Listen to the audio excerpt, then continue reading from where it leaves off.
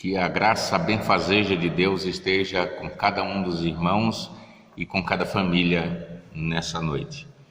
Como ato de adoração ao Senhor, eu gostaria de convidá-los a abrirem suas Bíblias no texto do Salmo de número 84. Este salmo tem como título editorial Saudades do Templo, que diz muito do que nós estamos sentindo agora. Certamente você não gostaria de estar aí na sua casa, no lugar onde você está agora. Você gostaria de estar na casa do Senhor, junto com os irmãos, na comunhão dos santos, na Assembleia dos Justos, junto com o povo de Deus, adorando ao Senhor, louvando, bendizendo o nome do Senhor. Mas certamente, a seu tempo, Deus há de nos prover retorno breve, quando nós poderemos, juntamente com a igreja, adorar o Senhor. O Salmo de número 84 nos diz o seguinte: como amáveis são os teus tabernáculos, Senhor dos exércitos. A minha alma suspira e desfalece pelos atos do Senhor. O meu coração e a minha carne exultam pelo Deus vivo. O pardal encontrou casa e a andorinha para si, onde acolha os seus filhotes. Eu, os teus altares, Senhor dos exércitos, Rei meu e Deus meu. Que Deus nos conceda a graça de nos reencontrarmos dentro em breve e lermos este salmo mais uma vez de forma uníssona. Queridos, eu quero lhes convidar a abrirem suas Bíblias agora no texto do livro do profeta Naum, no capítulo 1, e vamos ler do versículo 1 até o versículo 10. O texto da palavra de Deus nos diz assim: sentença contra Nínive, livro da visão de Naum, o Ecocita. O Senhor é um Deus zeloso e vingador. O Senhor é vingador e cheio de ira. O Senhor toma vingança contra os seus adversários e reserva indignação para os seus inimigos. O Senhor é tardio em irar-se, mas grande em poder e jamais inocente ou culpado. O Senhor tem o seu caminho na tormenta e na tempestade, e as nuvens são o pó dos seus pés. Ele repreende o mar e o faz secar, e mingua todos os rios. Desfalecem Bazã e o Carmelo, e a flor do Líbano se murcha. Os montes tremem perante ele, e os outeiros se derretem, e a terra se levanta diante dele, sim, o mundo e todos os que nele habitam. Quem pode suportar a sua indignação? E quem subsistirá diante do furor da sua ira? A sua cólera se derrama como fogo, e as rochas são por ele demolidas.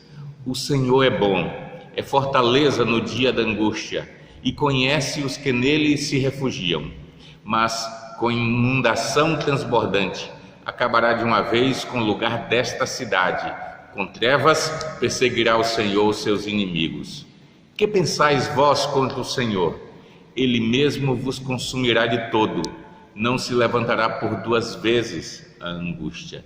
Porque ainda que eles se entrelaçam como os espinhos e se saturam de vinho como bêbados, serão inteiramente consumidos como palha seca. Vamos orar ao Senhor. Bendito Deus, nós estamos aqui nessa noite buscando a presença do Senhor e rogando no nome de Cristo que o Senhor fale ao nosso coração. Fala agora, Senhor Deus, ao coração de cada irmão e cada irmã, ao coração das crianças, dos adolescentes, dos jovens e dos adultos. Fala, Deus, que todos nós precisamos ouvir a Tua voz. Em nome de Jesus oramos. Amém. Meu querido, se alguém te pedir para definir Deus, para qualificar Deus, o que você diria?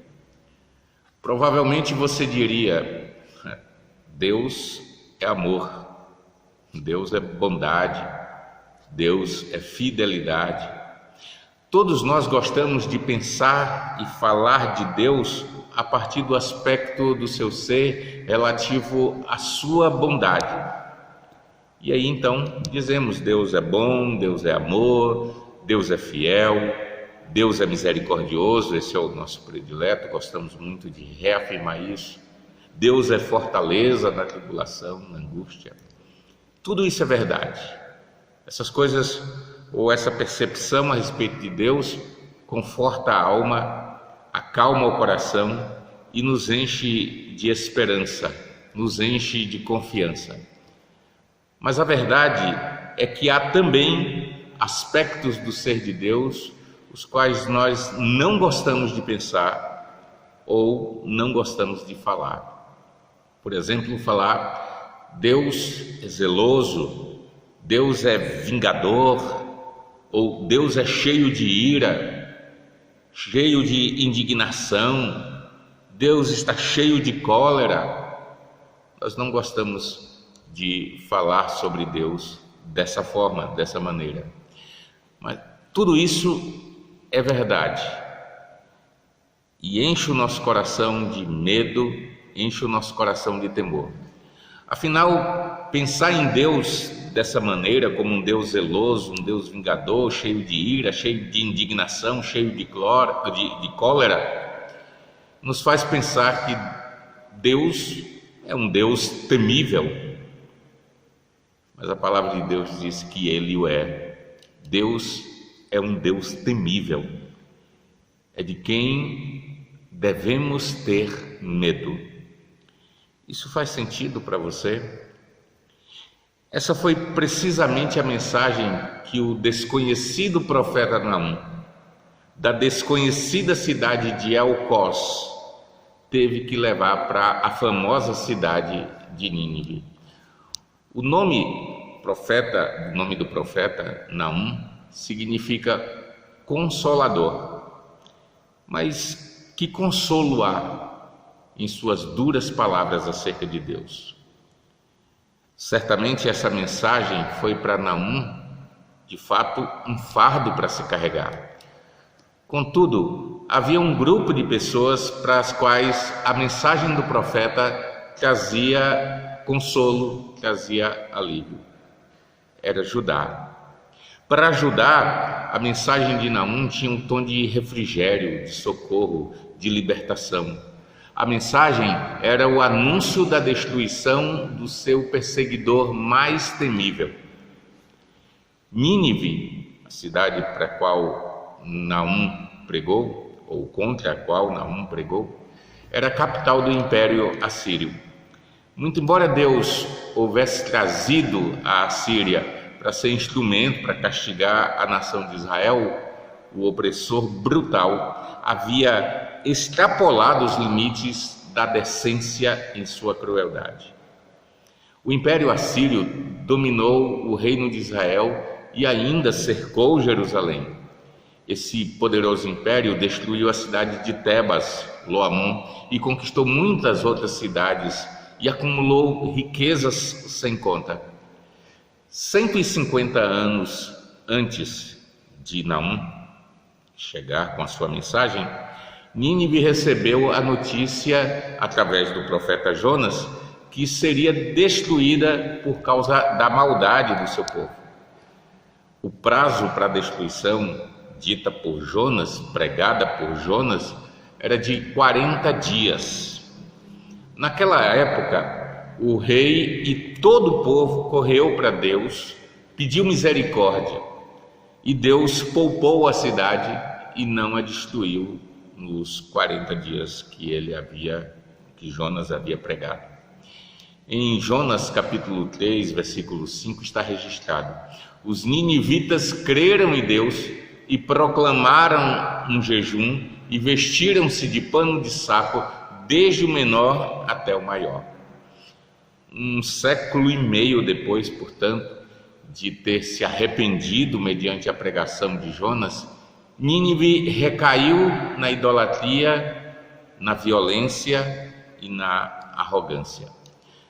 A mensagem de Naum é um alerta para aqueles que acham que podem brincar de arrependidos dos seus pecados. É um alerta para aqueles que, num momento, se dizem crentes e em outro momento agem como ímpios. Não brinque com Deus. Não brinque com Deus. Não brinque com Deus, porque, como nos ensina esse texto aqui, Deus é um Deus zeloso e vingador. O versículo 2 nos diz: o Senhor é Deus zeloso e vingador. O Senhor é vingador e cheio de ira. Os ninivitas não se lembravam mais do encontro que seus avós tiveram com a palavra de Deus. Eles se esqueceram de como eles, os avós naquele tempo, acreditaram nas palavras do profeta Jonas. Talvez eles pensassem que o zelo de Deus havia perdido o prazo de validade. Afinal, os tempos são outros. Aquilo que há 150 anos era pecado para Deus, hoje talvez já não seja mais. É desta forma que as pessoas se comportam até nos dias de hoje, como se acreditassem em um Deus bonachão, um Deus bonzão, ou um Deus laissez-faire, como diz em francês, deixa para lá, um Deus que deixa as coisas correrem.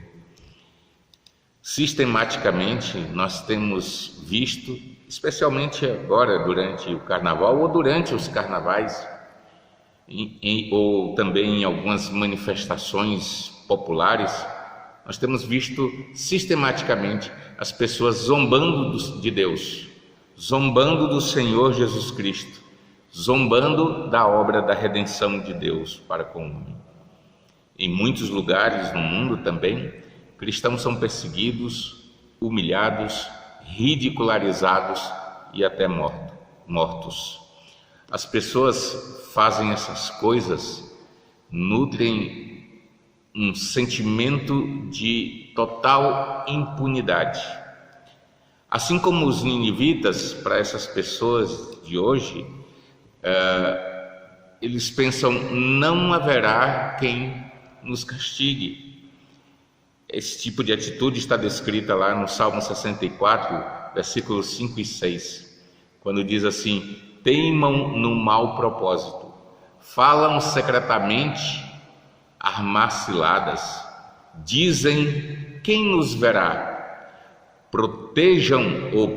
Projetam iniquidade, inquirem tudo que se pode escogitar. É um abismo o pensamento e o coração de cada um deles. Mas agora os ninivitas são surpreendidos com a mensagem ainda mais dura do que a do profeta Jonas. Diante da crueldade dos assírios, Deus levanta o profeta Naum para anunciar a destruição de Nínive e a preservação de Judá. Naum, em sua mensagem, diz: a cidade de Nínive será cercada e tomada. Os ninivitas não conseguirão escapar. A ferida do povo era incurável. O próprio Naum fala isso no capítulo 3, no versículo 19, diz: não há remédio para a tua ferida, a tua chaga é incurável. Aqueles que se arrependeram de terem se arrependido, os ninivitas, enfrentariam agora o juízo implacável de Deus. A justiça divina reivindicaria o justo julgamento e a completa destruição desse povo tão cruel. A mensagem de Naum, queridos, continua a nos alertar para a verdade de que Deus é um Deus vingador, Deus é um Deus zeloso, Deus é um Deus cheio de ira, e por isso nós não podemos brincar com Deus. Mas a mensagem de Naum também nos mostra que Deus é um Deus que reserva a indignação para os seus inimigos. O versículo 2 e o versículo 8 dizem: o Senhor toma vingança contra os seus adversários e reserva indignação para os seus inimigos. No versículo 8 diz: com trevas perseguirá o Senhor os seus inimigos. João, em sua primeira epístola, fala de duas classes de pessoas no mundo. Ele diz que há os filhos de Deus e os filhos do diabo.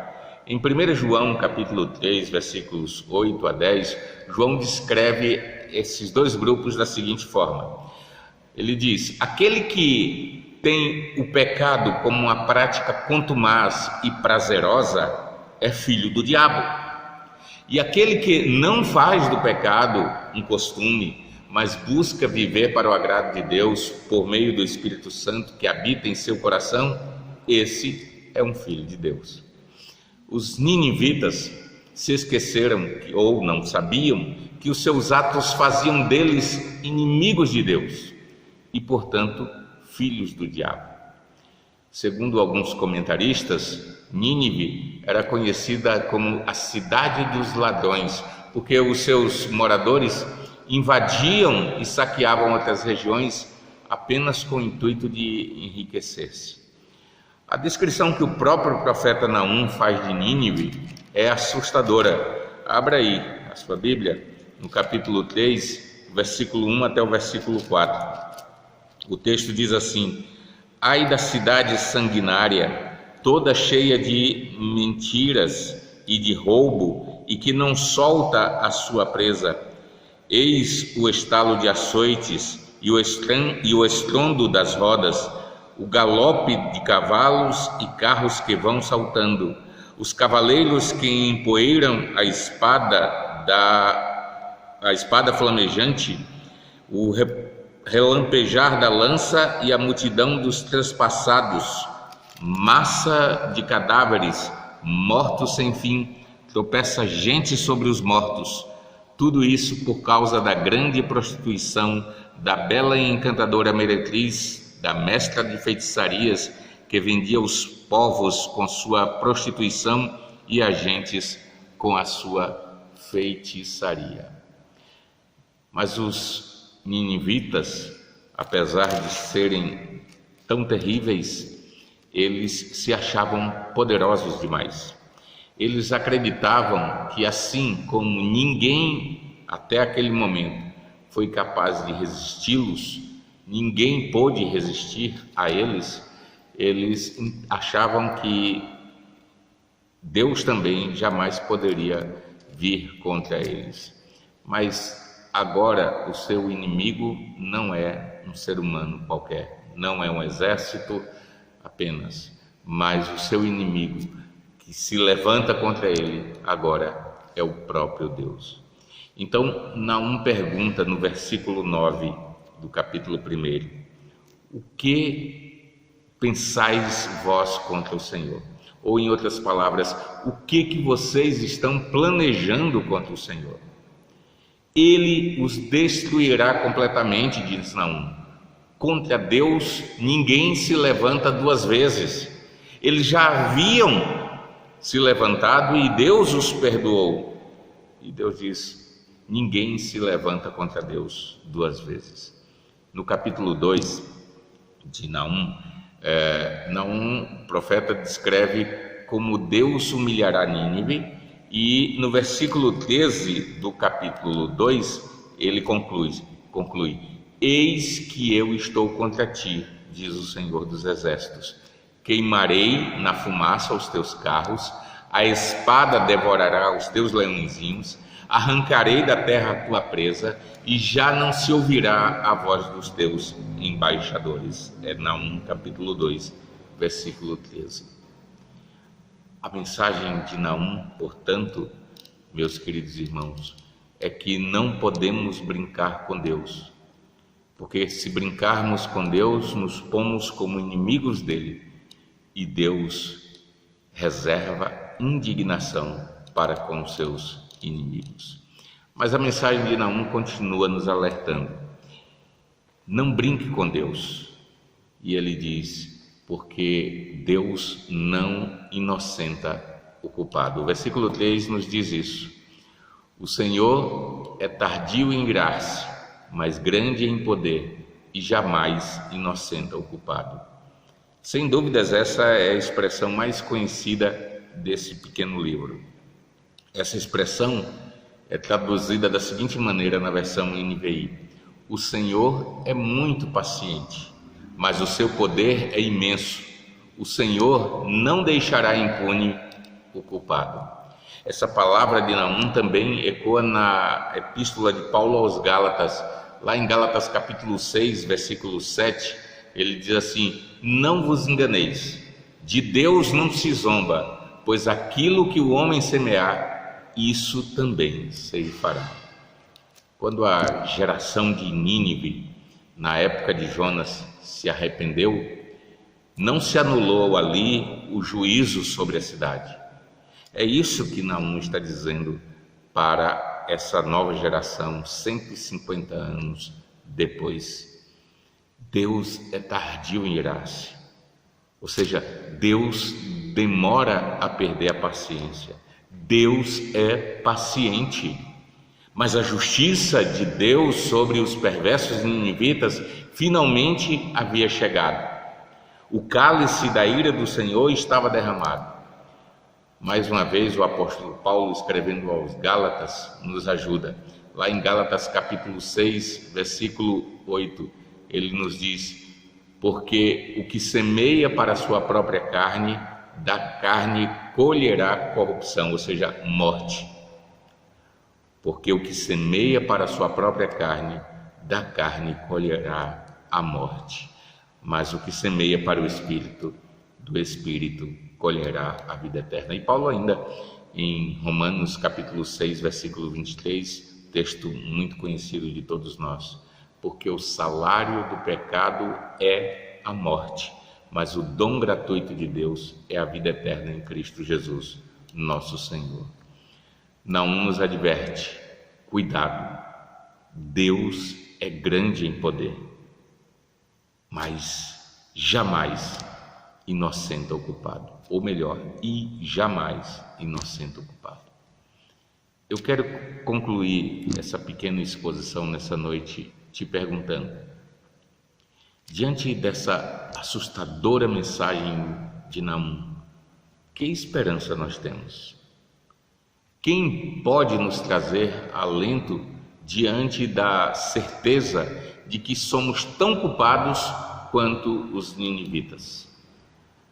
A mensagem de Naum também anuncia que o Deus temível está em aliança com o seu povo.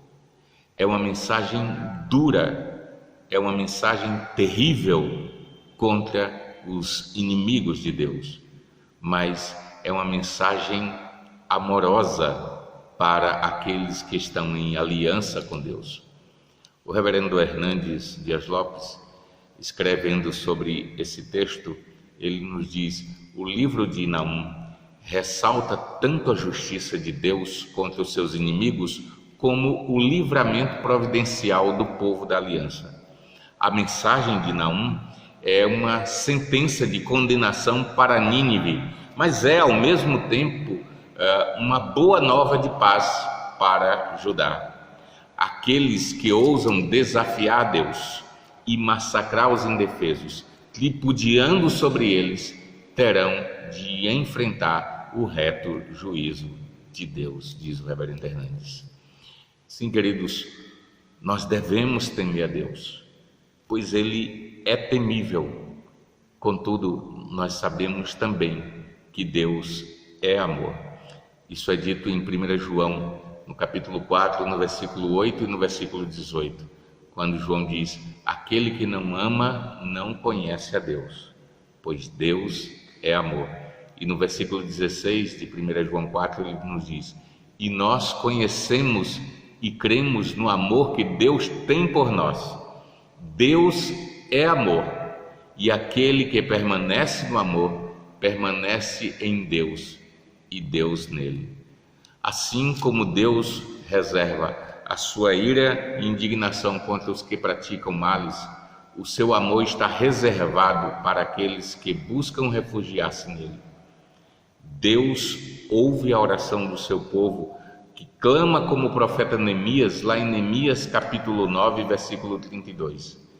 Agora, pois, ó Deus nosso, ó Deus grande, poderoso e temível, que guardas a aliança e a misericórdia, não menosprezes toda a aflição que sobreveio a nós, aos nossos reis, aos nossos príncipes, aos nossos sacerdotes, aos nossos profetas, aos nossos pais e a todo o povo, desde os dias dos reis da Assíria até ao dia de hoje.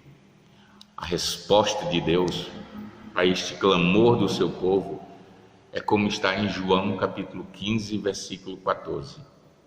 Vocês são meus amigos, vocês serão meus amigos, vocês estarão em aliança comigo se fizerem o que eu vos mando.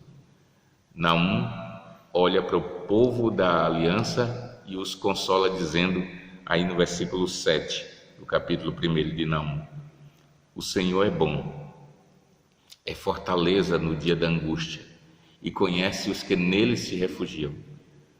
Ao mesmo tempo em que ele se volta para os ímpios e diz: o Senhor é vingador, o Senhor é cheio de ira, o Senhor é cheio de cólera, ele se volta para o povo da aliança e diz: o Senhor é bom, é fortaleza no dia da angústia e conhece os que nele se refugiam.